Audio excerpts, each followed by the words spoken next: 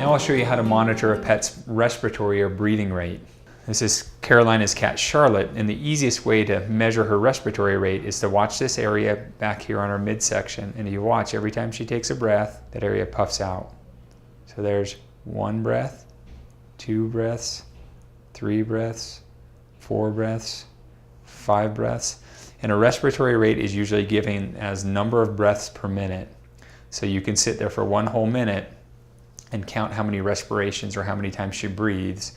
The other thing you can do is count it for 10 seconds and multiply it by 6, or count it for 15 seconds and multiply it by 4. A patient's respiratory rate or breathing rate will vary greatly depending on whether or not they're nervous, if they just exerted themselves, what the surrounding temperature is.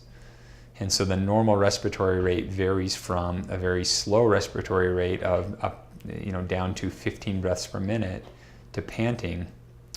If you want to get a basal respiratory rate or get an idea of what your pet's lowest respiratory rate is, it's best to do it when they're completely calm, or even better when they're sleeping.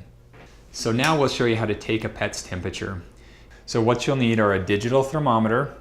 Make sure you mark it specifically for pets. All the thermometers we have here at Cottonwood Animal Hospital are used only for pets, but we use them to take a rectal temperature, so you want to make sure that they're marked for pets, that nobody else uses them later. And you'll need some type of lubrication. We use something called Surgilube. That's a sterile water-based lubricant, but you can also use a very small amount of hand soap, hand lotion, or dish soap on the tip of your thermometer to lubricate it. Carolina's got her thermometer, and she's placed a little bit of lubrication, or she will place a little bit of lubrication on the tip of the thermometer. We use a product called Sterilube. Ivy doesn't have much of a tail, but I'm going to raise her tail, and Carolina's going to put the thermometer into her rectum.